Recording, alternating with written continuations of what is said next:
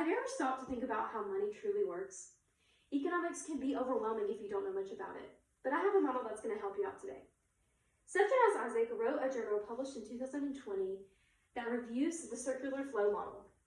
He wrote, "The mainstream circular flow model has a crucial role to reconsidering today's economic activities and their consequences."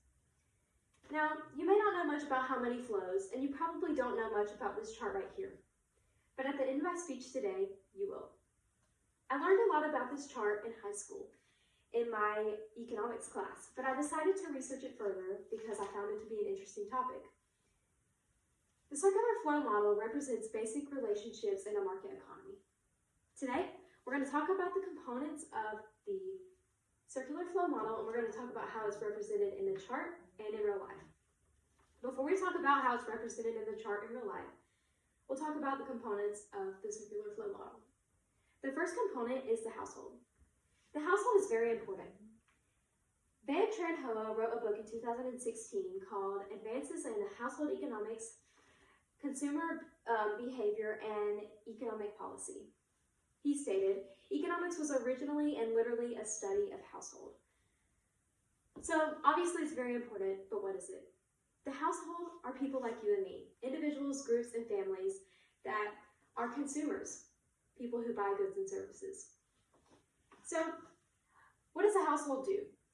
They are sellers of resources, which is what businesses need to create their products. There are three types of resources that households will sell: land, labor, and capital. Land is any type of natural resource needed to create a good or service. This can be the physical property. A business can buy land from a household and they can put a factory on it. But it can also be any type of natural resource, like water or trees. Another type of resource is labor.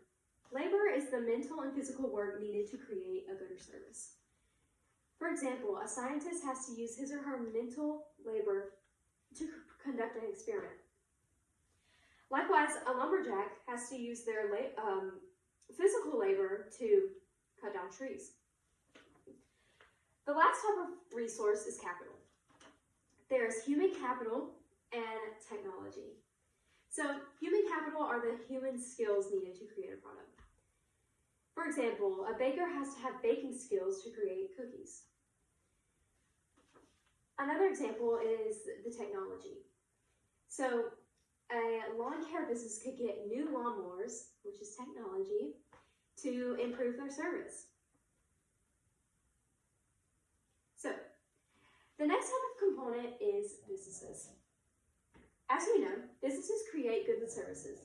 They sell these goods and services in the product market, which is any type of store you can think of, anywhere you can buy their good or service. So the thing about businesses is they must have the household to function. They must have the household because they provide the resources needed for them to create their products. They also have to have the household because they have to have someone to buy their good or service. Without the household, the business doesn't exist. So, now that we've talked about the key components of the circular flow model, we're going to talk about how it's actually represented as a visual, and we'll give some real-life examples. Now, this is a very simple chart, but it gets the job done. Khan Academy wrote in their article about the circular flow and GDP that goods and services flow in one direction and income flows in the other direction in a closed loop. That's what this picture represents. So we'll start with the household. Households, like we said, produce their resources and these go to the factor market. The factor market is just like the product market, just for the factors of production, which is the resources. The resources then go to the businesses. The businesses will pay the household for their resources. A real life example of this would be me wanting to get a job at Chick-fil-A. I would say, I have my resource, which is labor, so I'm on the factor market now, and then the business, which is Chick-fil-A, hires me, and then they start paying me for my labor. All right, so now we'll talk about businesses.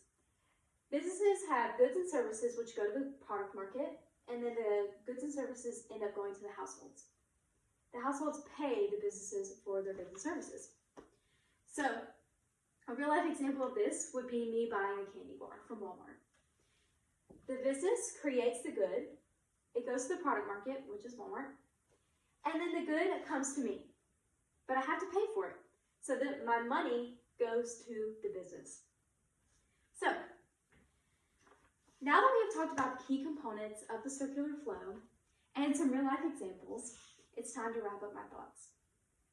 In conclusion, the circular flow model represents relationships within a market economy. Today, we talked about the components of the circular flow model and how it is represented as a chart and some real life examples. So I hope you can understand a little more about economics today. And next time you open up your wallet or go to work, you can think about how you are contributing to the circular flow.